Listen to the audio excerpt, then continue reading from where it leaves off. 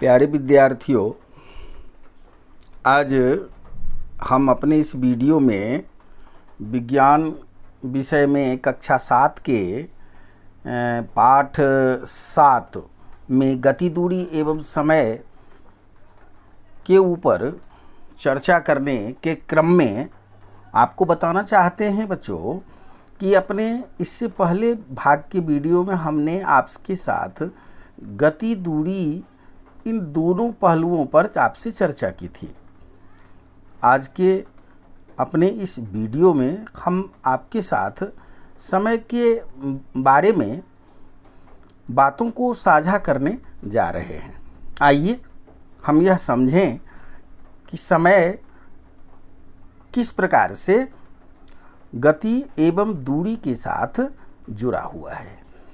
बच्चों, समय की माप का अभिप्राय काल अंतराल की माप से है, अर्थात जब हम किसी कार्य के लिए समय की बात करते हैं तो वह कार्य जब हो रहा है तो उस काल के मापन में ही जो है समय की चर्चा की जाती है।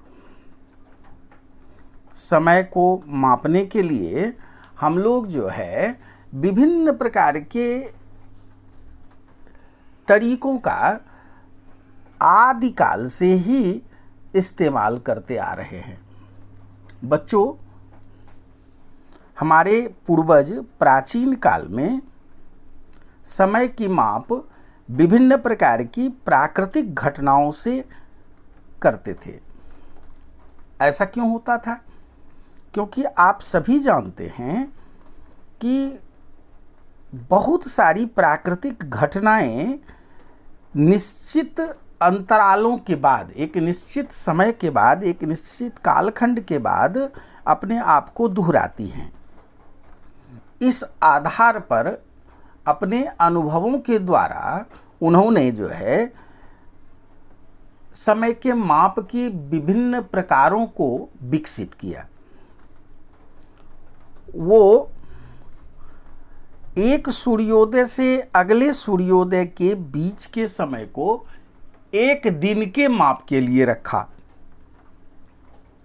उसी प्रकार से एक अमावस्या से दूसरी अमावस्या, अमावस्या तो आप समझते हैं बच्चों, चंद्रमा की विभिन्न कलाओं में से एक कला है जिस दिन रात्रि के आसमान में चांद एकदम से गायब रहता है, घनी काली रात होती है, उसे ही अमावस्या कहा जाता है।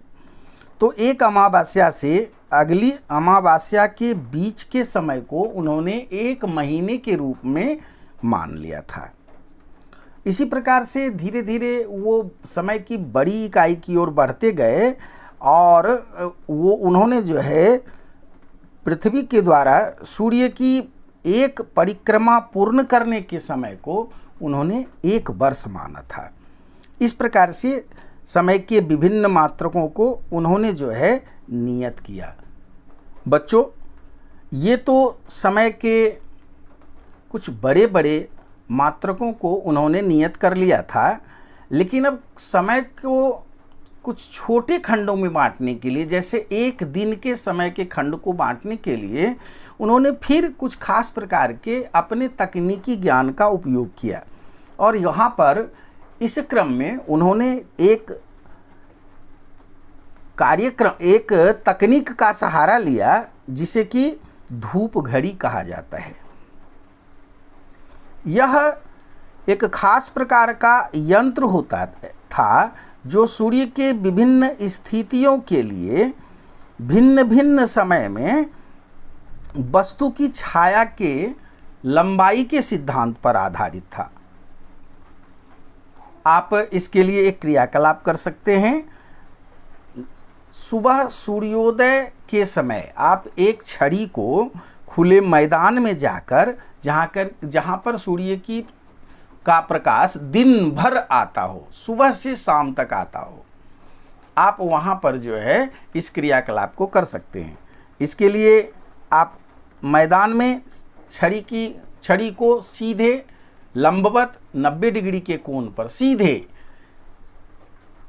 लंबवत गाड़ देंगे और इसके बाद घड़ी की सहायता से खास समय अंतराल पर, जैसे सुबह के 7 बजे, फिर दिन के 10 बजे, 12 बजे, 2 बजे, 4 बजे, इस प्रकार से अलग अलग कालखंडों पर आप जाकर छड़ी के द्वारा बनाई गई छाया की लंबाई पर निशान लगाएंगे और जब यह क्रिया पूर्ण हो जाती है तब आप उसकी छाया की लंबाई को, जो अलग अलग लंबाई थी, इसे आप मापेंगे। मापने के बाद आप पाएंगे कि सुबह एवं शाम में छड़ी की बनने वाली छाया दोपहर में बनने वाली छाया की अपेक्षा ज़्यादा लंबी होती है। तो प्राचीन काल के लोग यानी हमारे पूर्वज अपने समय में किसी भी खास वस्तु की छाया की लंबाई के आधार पर दिन के विभिन्न कालखंडों का अनुमान लगाया करते थे।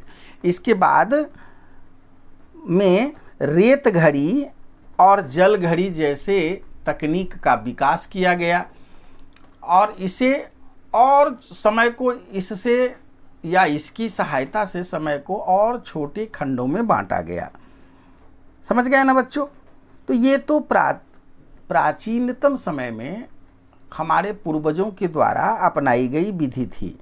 लेकिन आज के समय में क्या आप बता सकते हैं कि समय को मापने की सबसे साधारण सी युक्ति या उपाय क्या है? आप अभी समय का पता कैसे लगाते हैं? आपका जवाब होगा घड़ी के द्वारा। आप सही अनुमान लगा रहे हैं या सही उत्तर दे रहे हैं कि घड़ी ही एक ऐसा मशीन है, एक ऐसी युक्ति है जिसके द्वारा हम समय का सटीक अनुमान लगा पाते हैं। आप देखिए ऐसा क्यों होता है?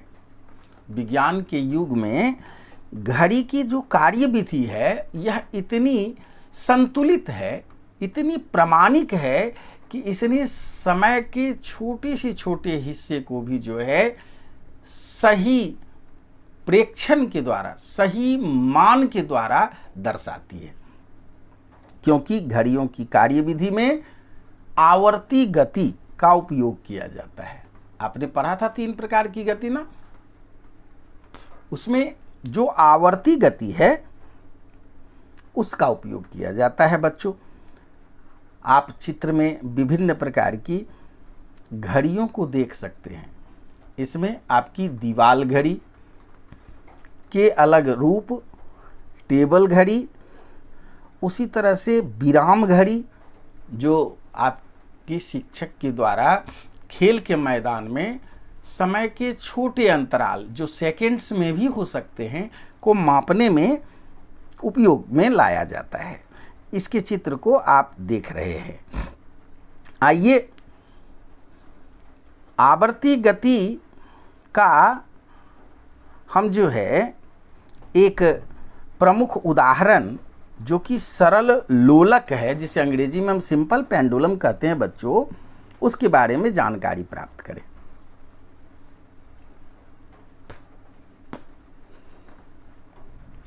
एक सरल लोलक का निर्माण आप सामान्य रूप में एक लगभग गोल पत्थर और छोटे धागे की सहायता से भी कर सकते हैं।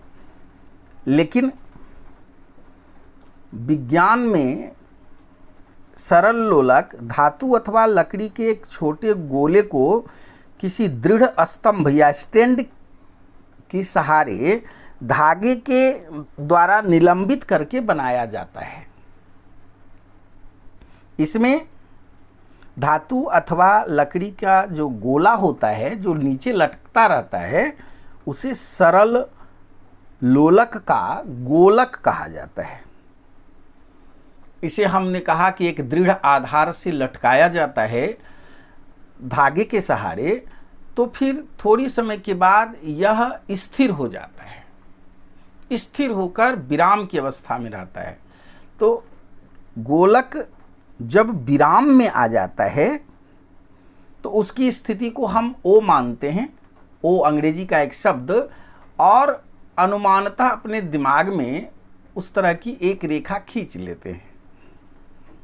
यह रेखा इस सरल लोलक के मध्य स्थिति को दर्शाता है। अब अंगुली के सहारे गोलक पर एक बहुत ही छोटा सा बल लगाते हैं तो गोलक गति करना शुरू कर देता है। वह अपने माध्य स्थिति के, विराम की स्थिति के इधर उधर, दाहिने बाएं, दाहिने और बाएं, टू एंड फ्रो, इस तरह से वह गति करने लगता है। तो हम यह देखेंगे कि वह दोनों ओर जो गति करता है, माध्य स्थिति के बाईं ओर, फिर उधर से लौटते हुए माध्य स्थिति को पार करते हुए फिर दाईं ओर, फिर वहाँ से लौटते हुए माध्य स्थिति को पार करते हुए बाईं ओर, यह गति यह बार बार दोहराता है।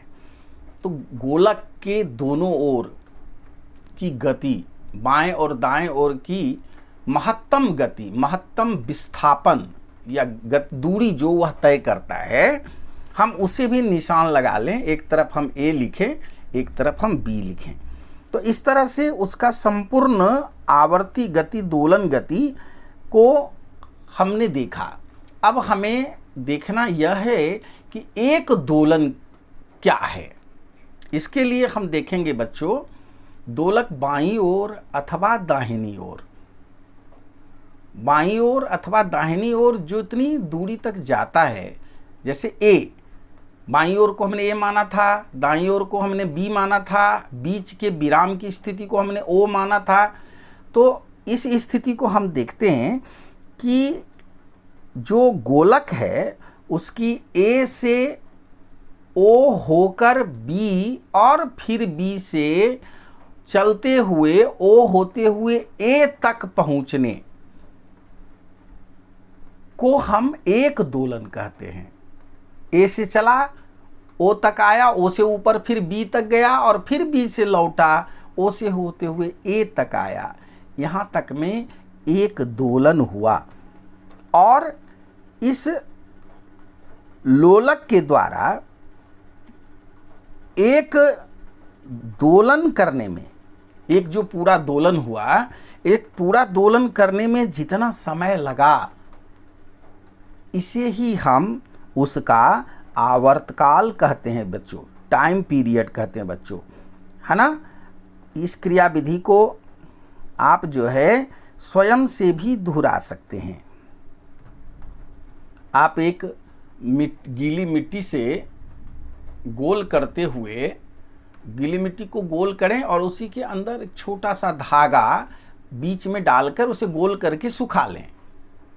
जब वह सूख जाए तो वह जो धागा दिया था आपने, वह अंदर फंसा हुआ रहता है, उसी से एक अन्य धागा बांध लें लगभग 1 मीटर का, और उसे छत या किसी भी दृढ़ आधार से, दृढ़ आधार का मतलब जो आधार हिले नहीं, उससे उसको बांधकर लटका दें।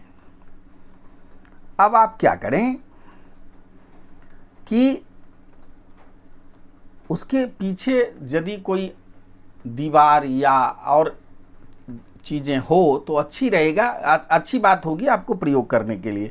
तो इसके लिए क्या कर सकते हैं कि हम दीवार में एक बड़ी सी कांटी पहले से ही गाड़ देंगे कील को, और कील में ही से ही हम क्या करेंगे कि इस सरल लोलक को जो हमने बनाया था, इसे बांधकर लटका देंगे। ध्यान रहे कि वह दीवार को टच ना करे, दीवार को छुए नहीं। और फिर जो है जब वो विराम की स्थिति में रहता है तो वैसी स्थिति में धागे को वहाँ से सटाकर उस पर एक रेखा खींच दें और नीचे उसको हम क्या लिख दें, ओ लिख दें। वह उसकी माध्य स्थिति को, विराम की स्थिति को दर्शाएगा। अब हम क्या करेंगे कि गोलक को हल्के से पकड़कर एक और इसको हम ले जाएंगे और फिर छोड़ देंगे। तो क्या होगा, गोलक दोलन करने लगेगा, और दोलन करते हुए एक दोलन में समय का माप गलत हो सकता है बच्चों। तो इसके लिए हम क्या करेंगे कि हम एक जो स्टॉप वॉच लेंगे, विराम घड़ी लेंगे, उसको जैसे ही दोलन हमने कराना शुरू किया कि हम उसको ऑन कर देंगे, और 20 दोलन, कम से कम 20 दोलन, 20 बार वो पूरा दोलन करे, इतना में कितना समय लगा उसको हम नोट कर लेंगे। अब फिर यह जो समय हमको प्राप्त हुआ, उस समय को हम 20 से भाग कर देंगे। भाग करने के बाद जो आएगा वह उसका एक दोलन के बारे में बात हुई। ठीक है बच्चों, तो इस प्रकार से यह जो है कार्यकलाप जो है हम 4-5 बार दोहरा करके औसत जो हमें आएगा एक दोलन का समय, वही उसका आवर्तकाल होगा बच्चों। तो नेचुरली हम जो है इस प्रकार के प्रेक्षण से यह देखेंगे कि आवर्तकाल का मान हमें प्राप्त हो जाएगा बच्चों। अब देखिए बच्चों, समय के मात्रक के बारे में हम चर्चा करेंगे, एसआई मात्रक के बारे में हम चर्चा करेंगे। तो वह तो समय का एसआई मात्रक सेकंड होता है, उससे बड़ा मिनट होगा, उससे बड़ा घंटा, फिर एक दिन यानी जो कि 24 घंटे के बराबर होता है, और एक वर्ष जो कि 365 दिन के बराबर होता है। तो इस प्रकार से जो है समय को के माप को जो है अलग अलग रूप से हम देख लेते हैं, लेकिन हम सबों को एसआई मात्रक में बदल सकते हैं बच्चों। जैसे पूरे एक दिन में एसआई मात्रक के अनुसार कुल कितने सेकंड होते हैं, तो हमने आपने देखा कि एक दिन में 24 घंटे होते हैं, एक घंटे में 60 मिनट होता है, और फिर एक मिनट में 60 सेकंड होता है। तो यदि हम 24 × 60 × 60 करते हैं तो एक दिन में कुल 86,400 सेकेंड्स होते हैं बच्चों, है ना। तो इस 86,400 सेकेंड्स यानी कि एक दिन के समय अंतराल को हम एसआई मात्रक में लिखेंगे तो हो जाएगा 86,400 सेकेंड, यानी 86,400 सेकेंड। इस तरह से जो है हमें पूरा का पूरा समय के माप को हम समझ लेंगे, और इसे जहाँ भी ज़रूरत होगा, एक दिन का हो या एक घंटा को ही हमको सेकेंड में बदलना है, तो एक घंटे में 60 मिनट और एक मिनट में 60 सेकेंड, तो हम 60 × 60 कर देते हैं तो कुल 3600 सेकेंड्स हो जाते हैं बच्चों, है ना। इसी तरह से हम 365 दिन यानी कि एक वर्ष में भी होने वाले कुल सेकेंड्स की संख्या को भी निकाल सकते हैं। तो इस प्रकार से आज हमने समय के बारे में और सरल लोलक के बारे में जो है हमने आपसे बात की। हम अगले वीडियो में आपसे ग्राफ बनाने के बारे में चर्चा करेंगे, है ना। ठीक है बच्चों, आशा है आप इस संपूर्ण बातों को भली प्रकार से समझ लिए होंगे। आपका बहुत बहुत धन्यवाद।